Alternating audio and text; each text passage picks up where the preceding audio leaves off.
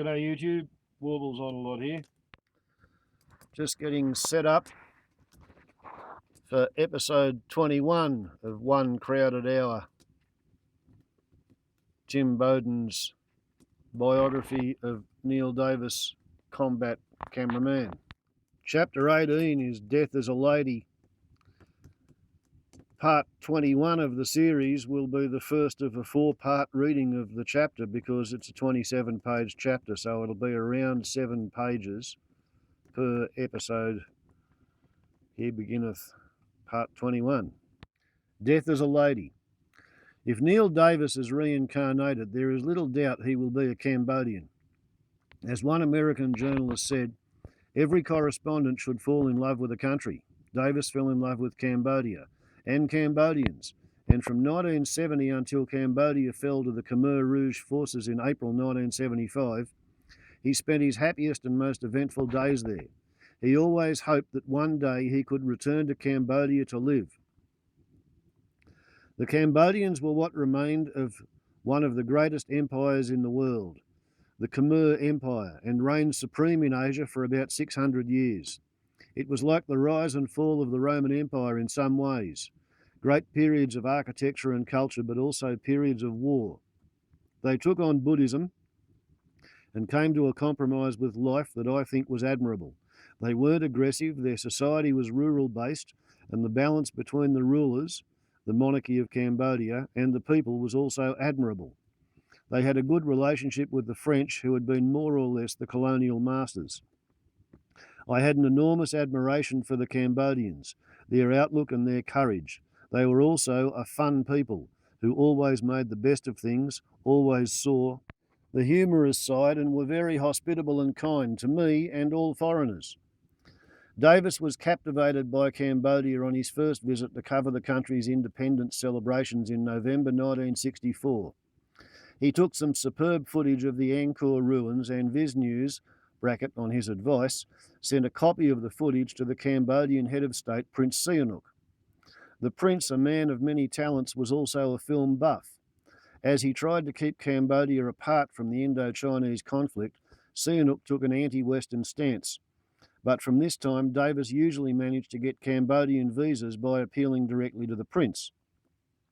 During his 1964 visit, he also made contact with the Australian journalist Wilfred Burchett. Davis got on well with Burchett and regarded him as a superb source of information through his close contacts with the North Vietnamese and Viet Cong. In return, Davis taught Burchett how to use a cine camera and encouraged him to get the first television coverage of the Viet Cong in action. Through Davis, Burchett sold his footage to Viz News and later to CBS. This friendship with the idiosyncratic Burchett once saved Davis's life under extraordinary circumstances. Burchett, although not a young man, made several forays into South Vietnam with the Viet Cong, sometimes hiding in tunnels from bombing raids and artillery strikes. During one of their Phnom Penh meetings, he told Davis he had seen him on an Arvin patrol in the Mekong Delta region on such and such a date. Burchett said his NLF unit was hiding in the village that Davis's patrol was passing through. The communists had planned an ambush, but Burchett, recognising Davis, convinced them not to shoot. Davis thought it was too good a story to be true. The odds of 2 Australians attached to enemy armies meeting in the thousands of kilometres of South Vietnam were greater to than a million to 1. But Burchett told Davis to check his diary and named the village and the time. It all checked. Davis later told this as a funny story, but it had obviously shaken him. In August 1966, France's President de Gaulle visited Cambodia and Davis was granted a visa.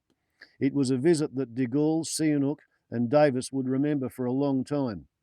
Things did not start well, with a water pageant laid on for the French president, during which a flotilla of royal barges would row past a saluting point. Davis was having some difficulty in fitting the almost 2 metres tall de Gaulle in the same frame as the short, rather tubby prince.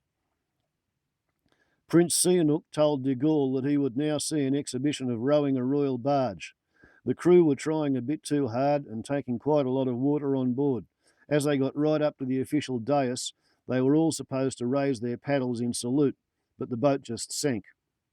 Suddenly, there were all these guys in gold helmets, Cambodian silk stockings, and traditional dress floundering around in the water. All I could see through the viewfinder was de Gaulle's huge nose, which had been inclined up to take the salute, come slowly down to take in what happened, point across to look at Sihanouk, and then go back up into an elevated position. De Gaulle seemed unimpressed with Cambodia and Cambodian organisation. Fresh embarrassments lay ahead. Prince Sihanouk had organised a sound and light show at Angkor Wat to reenact a great historical battle. Elaborate lighting and sound effects were prepared, and 40 elephants were standing by for the battle scene. 2 thrones were set up near the stage for the 2 heads of state. Davis said it looked fantastic, enclosed by the jungle. Angkor Wat behind, with lights, elephants, and hundreds of soldiers with bows and arrows, spears and swords reenacting the battle.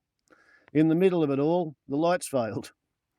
All I could hear was the trumpeting of frightened elephants cantering about on the stage, and Prince Sihanouk's high-pitched, nervous giggle saying, "Mon President, are you still there?"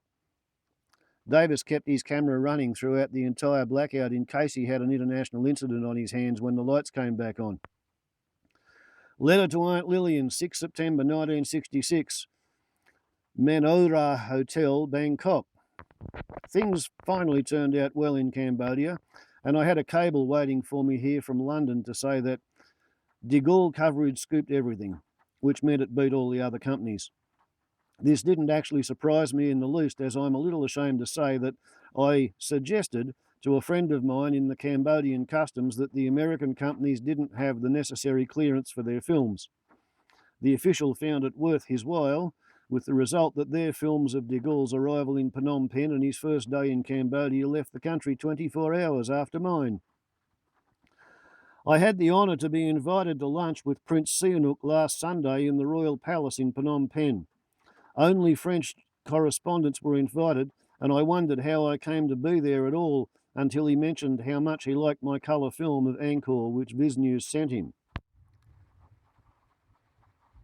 Here we have Davis's press pass for Cambodia, vintage 1970.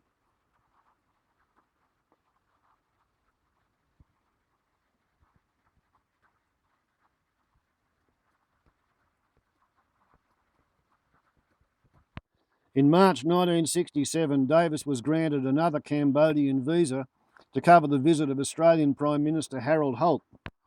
By then, Australian troops were fighting in South Vietnam, and Prince Sihanouk had been forced by circumstances to allow the Vietnamese communists to use the Cambodian border area as a sanctuary. The Australian Prime Minister's visit was diplomatically dangerous for the embattled Prince Sihanouk. Davis attended the palace to film the 2 leaders greeting each other before their talks. As he did so, he saw out of the corner of his eye the Australian journalist Wilfred Burchett walk in the door at the end of the room. Burchett was obviously unaware that Holt was in the room, but a diplomatic incident of some note was in the making. I knew that Harold Holt would not know what Burchett looked like, and being a friendly bloke, he would probably shake his hand and ask to be introduced. I saw Sihanouk's eyes glaze over with horror as he caught sight of Burchett over Harold Holt's shoulder. And fortunately, Wilf got the message, turned around and walked out. It would have made a wonderful film had they met. In his mercurial way, Sihanouk steered a course of independence and managed to keep Cambodia out of the Indochina conflict. But in 1970, he was deposed by a clique led by his Prime Minister, General Lon Nol, who quickly made himself Marshal Lon Nol. He organised himself a nonsense election to become president of the First Khmer Republic in 1972. The Cambodian people did not want to be involved in the war at all. The Americans had dragged them in. President Nixon and his national security advisor, Henry Kissinger, were mainly responsible for Cambodia entering the war. Of course, the Viet Cong and the North Vietnamese had sanctuaries in eastern Cambodia, and the Americans had wanted to wipe those out for a long while. They thought that by dragging Cambodia into the war on their side, they would eventually win the war in Indochina. The only thing they were successful in doing was almost totally destroying 1,200 years of Cambodian culture and civilization and the Cambodian people. Of course, President Nixon and Henry Kissinger were deeply involved in the secret bombing of Cambodia in 1969, a totally illegal act in which many Cambodian civilians and very few communist troops were killed. I believe that the actions of President Nixon and Henry Kissinger in dragging Cambodia into the war were criminal. Letter to Aunt Lillian, 21 May 1970, Continental Palace Hotel, Saigon. Although I am back in Vietnam, I've been spending nearly all my time in Cambodia, but advancing from this side with Vietnamese troops, and a couple of times with the Americans, or should I say West Vietnam and not Cambodia. I actually went to Phnom Penh without a visa with the Vietnamese Navy. It is also terribly mixed up with all the centuries-old Vietnamese-Cambodian animosities being stirred up. Last week, an editorial in a local Saigon newspaper vilified the Cambodians for massacring Vietnamese living in Cambodia and confiscating their property. They ended the editorial on an ominous Hitler style of a note when they said, if the weakling Cambodian government is unable to ensure the security of Vietnamese residing there, whom should they consider as allies now? Then we shall take care of it ourselves. And they've been doing just that. All of Cambodia east of the Mekong River is in fact now South Vietnam. Davis saw the Cambodians go to war with great enthusiasm and tragic consequences. It was very moving, a spontaneous feeling of patriotism and nationalism. The Cambodians were fighting their traditional enemies, the Vietnamese. There was no need for conscription. In fact, there were too many volunteers, including boys and girls barely in their teens. Some were university students. When the war started, the Cambodian army numbered only 35,000. They were ill-equipped and inexperienced. They were a people's army and had been building roads most of the time. They had not fought a war for 20 or 30 years, and they were thrown straight in against some 50,000 North Vietnamese and Viet Cong, one of the best armies and some of the most experienced fighters in the world. They march off to war behind their flag, which had on it the towers of Angkor Wat, the 12th century palace of the great kings of Cambodia. It was rather like it must have been in the 18th century, with soldiers walking to meet their enemy in blocks of 4 by 4 or 3 by 3, disdaining to take cover. The flag was generally carried in front of the advancing troops by a young boy. When he was killed, and he was usually among the first killed, it was a race to see who had the honour of carrying the flag in the front of the troops again. It was all very courageous and magnificent in its own way, but oh, how they got slaughtered by those little men in the black pyjamas flitting around like will-o'-the-wisps. The war in Vietnam was fought mainly for the countryside, off the main highways. The reverse was true in Cambodia, where the fighting was for control of the main highways. When Davis first arrived in Phnom Penh to cover the war in 1970, he was told, just go down any road. There were 7 main highways leading out of Phnom Penh, and they all led to the war. Here's a shot of the Cambodian boy soldiers. And the grown-ups who led them off to war, into battle, because their national honour depended on it. Warbles on a lot to YouTube. Back soon with episode 22 in One Crowded Hour.